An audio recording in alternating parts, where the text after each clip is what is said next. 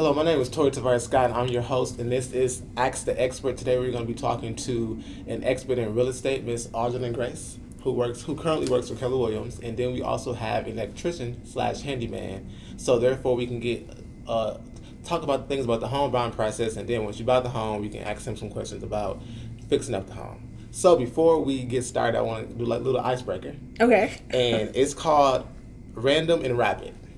So what it is that it's random questions, but you answer them quickly, and they're really, really odd. But you should know the answers to them. So Okay, I'm gonna start with you, Audrey. Okay. Would you prefer Audrey or Audrelyn? Audrey's fine. Audrey's fine. Okay, cool.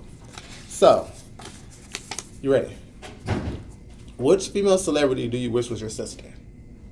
Ooh, I don't watch TV that often, so. Singer, actress, author. Can I just put well-known person? Cool. Sure. Mother Teresa. Interesting. Okay. That works. Okay. Okay, next question is ice cream or popsicles? Ooh, ice cream. Okay, what flavor? Peppermint. Okay. This is a very odd question. Okay. What size shoe does your grandmother's wear? Oh my gosh. So I had a grandma who was really short, so I don't know what size she wore, but I would assume probably like a 6 or something smaller. And then my other granny who raised me, she wore like an 11. Oh, okay. Okay, that works. She was tall. What is your favorite candle scent? Candle scent. I like tropical scents and fruity scents, so I can't really narrow it down to a particular scent. Okay. And Oh, you know what? Sheetonism from Origins. They had this. I used to work at Origins, and they had this one called Sheetonism, and it smelled really good. It was like a floral type scent. Yeah, that one. okay. What was your favorite childhood Halloween costume? I guess a cat, because I always dressed up like a cat. I always wanted to be a cat every year. Okay, that's interesting. Beyonce or Rihanna? Who? Beyonce or Rihanna? You have to choose between one of the two. I don't really pay attention to either one of them. Rihanna, I guess. Okay, that was okay. What color did you wear to prom? Last question. Orange. Orange. Y'all both wore orange? Huh? Y'all both wore orange on your date? I didn't have a date. Oh, okay. That's not all right. Okay. Oh. Okay. Now, I am going to ask you a few questions, Audrey. Are you ready? You just asked me some questions. I know, that was a rapid and random. This is more about your job. Oh, okay. Okay. Gotcha. So, well, this current one is not about your job, but how old are you, if you don't mind me asking? I know it's kind of... I don't care about telling people my age. I'm 57. Oh, you look so amazing. I know. Oh, my God. What's your secret? Water. How often? Whenever I think about it. Okay. You know, my mind's not that sharp anymore at 57. Okay. Understandable. Just kidding. I'm 37. Okay, that's not bad at all. Yeah. You look good either way. Thank you. Where are you originally from?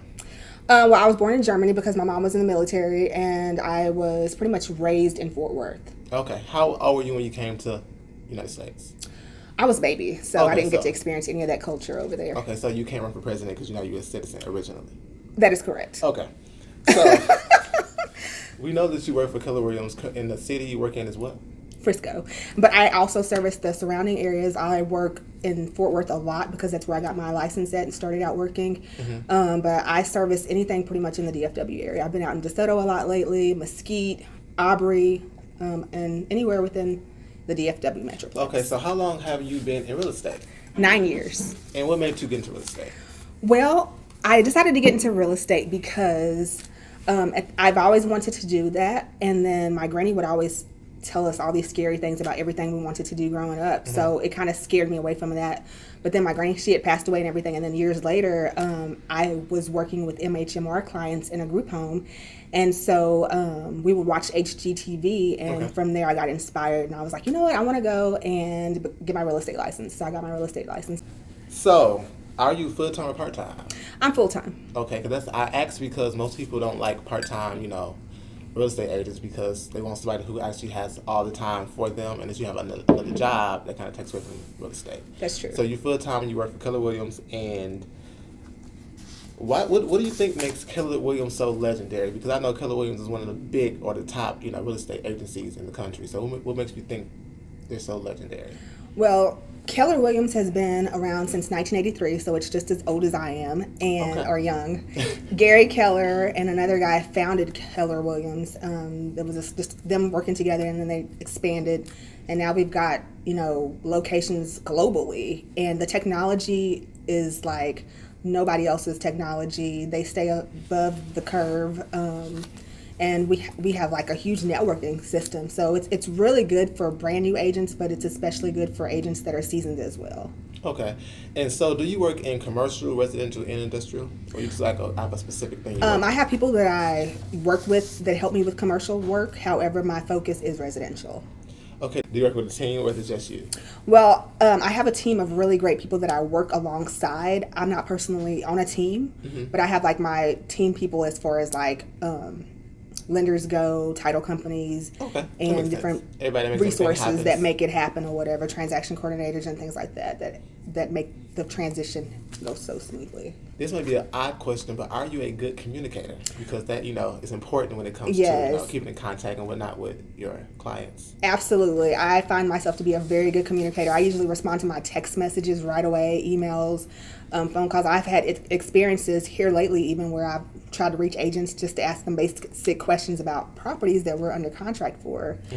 And you can't ever reach them. One agent I've been trying to reach for like 2 weeks now. We're supposed to close in a couple of weeks, and she never responds to me via email, text message, or any other means. So I know that there's a lot of agents that get so busy or occupied that they don't respond. So I figured that that's something valuable that I offer my clients. Okay. And if you had to explain the Audrelyn Grace experience, if I was to come to you and say I need a real estate agent and I come to you, what can I expect? What makes you different from any other real estate agent? You can expect for me to thoroughly walk you through the entire process, to tell you detail for detail what's going on. That way you don't feel out of the loop. You can expect to have as smooth of a transition as possible, and just an award-winning experience overall. Okay, and good answer too. How has COVID-19 changed the market for the better? For the better? Well, because of COVID-19, interest rates went down historically low, which bring out a lot of buyers who otherwise would not have, wanted to buy right away, but they've been purchasing homes just because they're taking advantage of the interest rates. So it's been a benefit for buyers. And as far as sellers go, there's a lot of people that are hesitant to place their homes on the market right now. And because of that, the people who do go ahead and take the plunge and place their home on the market, they're getting in some pretty competitive situations where they're getting multiple offers and they're getting a lot more money for their homes than what they had intended or thought they were going to be able to get. Okay, that's interesting.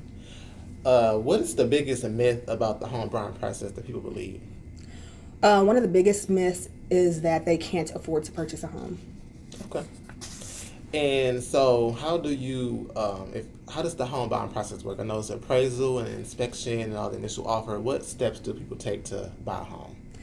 To get prepared to purchase a home. So one of the first steps that they would want to make is that they would want to speak to a lender or a credit repair person to determine where they are financially, to make sure that there are no surprises that pop up when they do decide to purchase a home. Even if they're going to buy a house 60 days from now, they want to make sure they've made certain that they don't have anything that's scary sitting on their credit and that those issues are all resolved.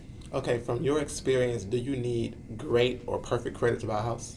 You don't have to have perfect credit. Of course, the better your credit is, the more benefits it is that you can, get from purchasing a home, obviously. But you don't have to have perfect credit. There's people that have been able to purchase homes with 580 scores. Really? Yeah. It depends on the lender. So every lender is not created equal. There's also, for the people who may have pretty good credit but just don't have the down payment money, there's grant programs available for them to help assist them and offset the cost that they would have to be bringing to the closing table. Okay. How how much do you charge? How does that work when it comes to when you hire a real estate agent? You got to pay a fee, obviously. So how does that work? So the fees are always negotiable. If you're buying a house, the sellers are always the one that is responsible for the commission. So that is something that's discussed at the table with the seller at that time. And like I said, it's all negotiable.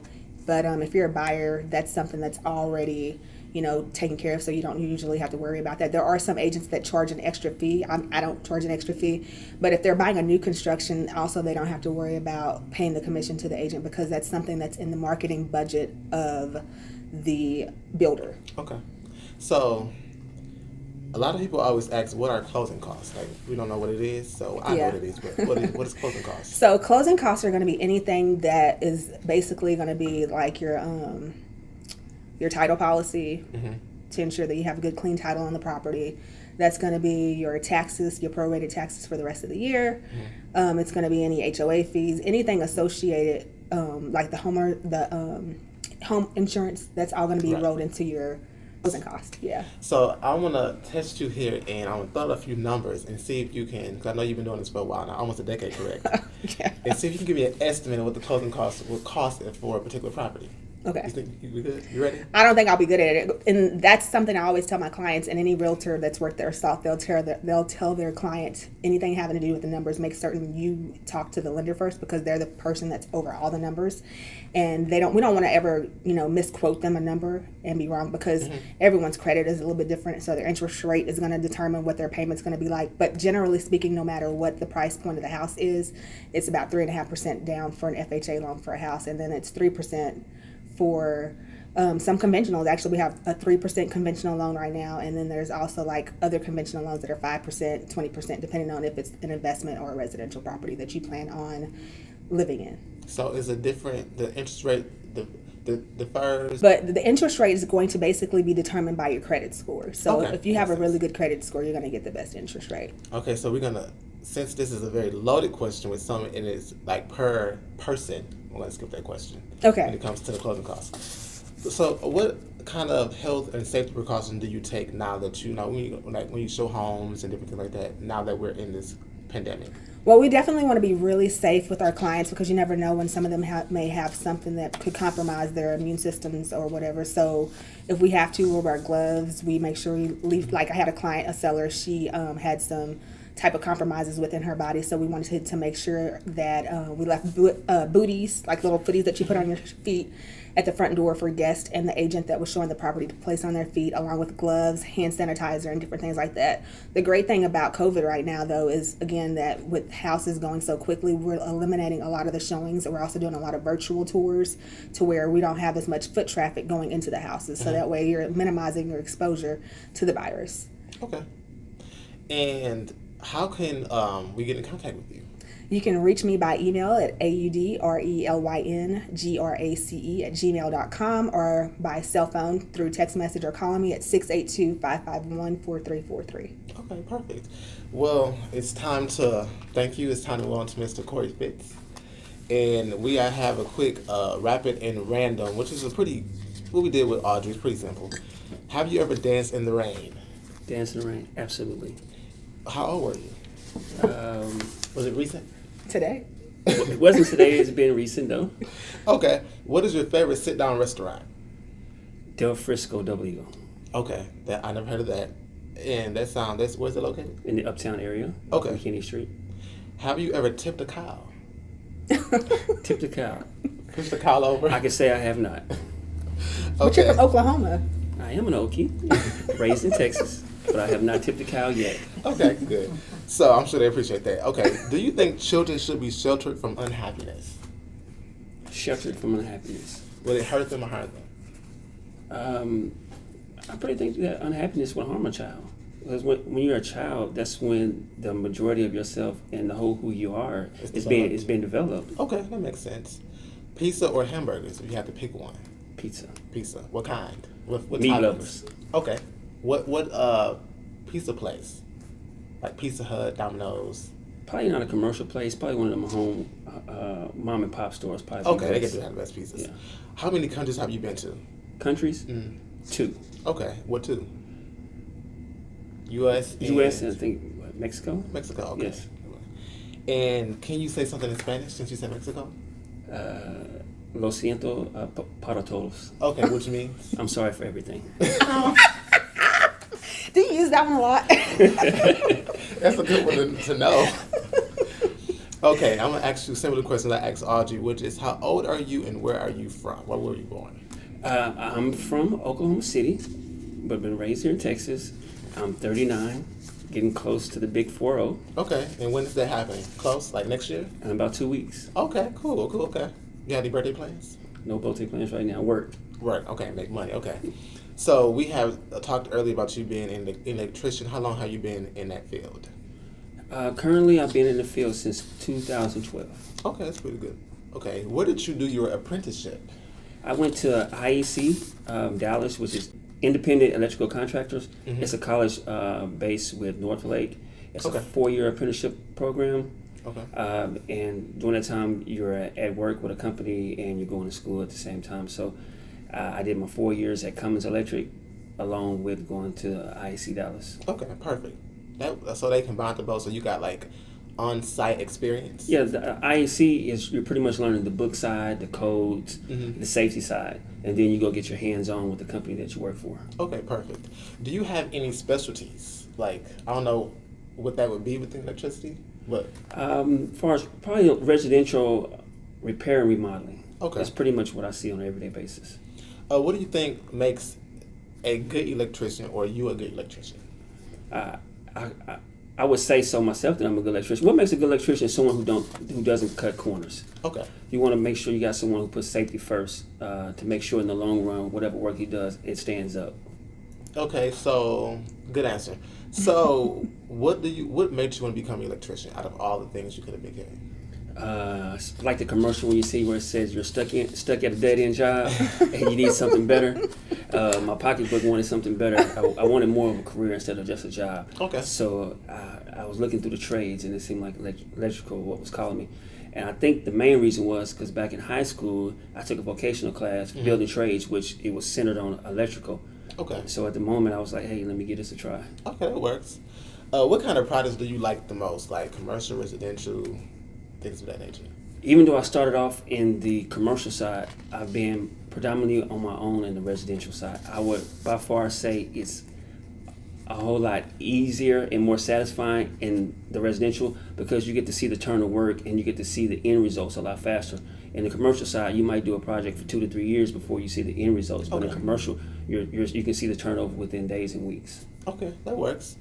Do you have a favorite project you've done? Like something you say, I really enjoyed this?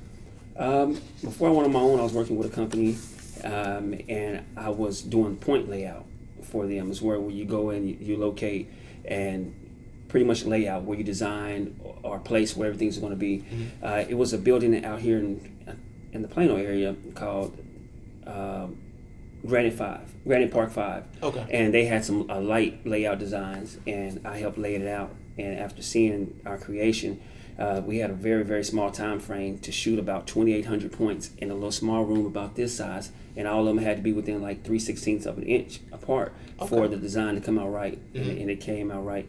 Several companies turned the job down because of the stress factors, but we took it on, and we were very successful at it. Okay. Do you have a job that you least like, that you was like, I hate this job? The ones that are very high off the ground.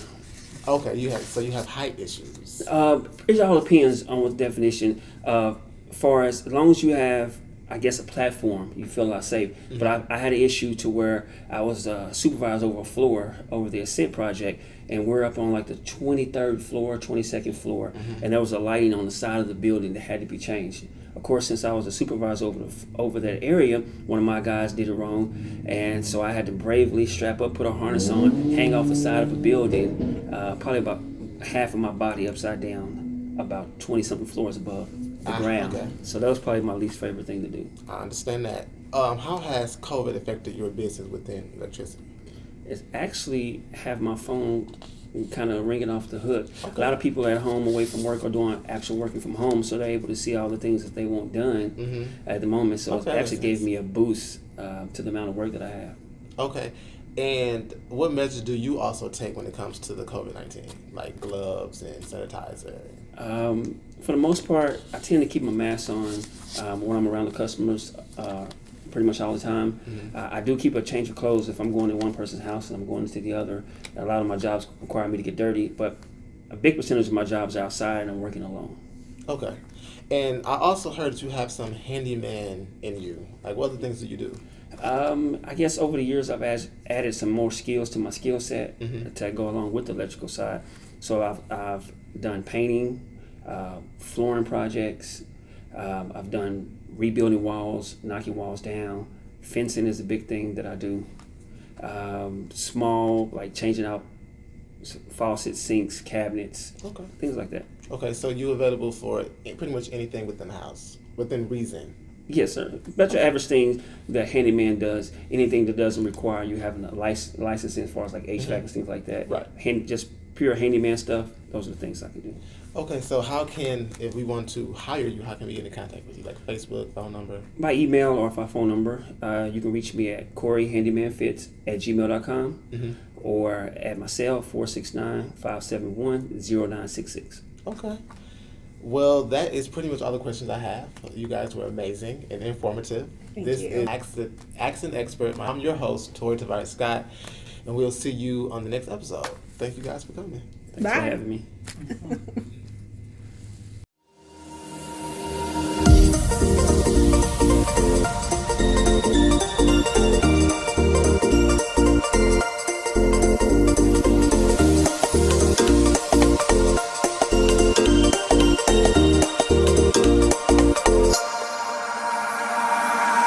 Could swear it's been 700 degrees in here since you came in. I could swear that this room has been running out of air, and now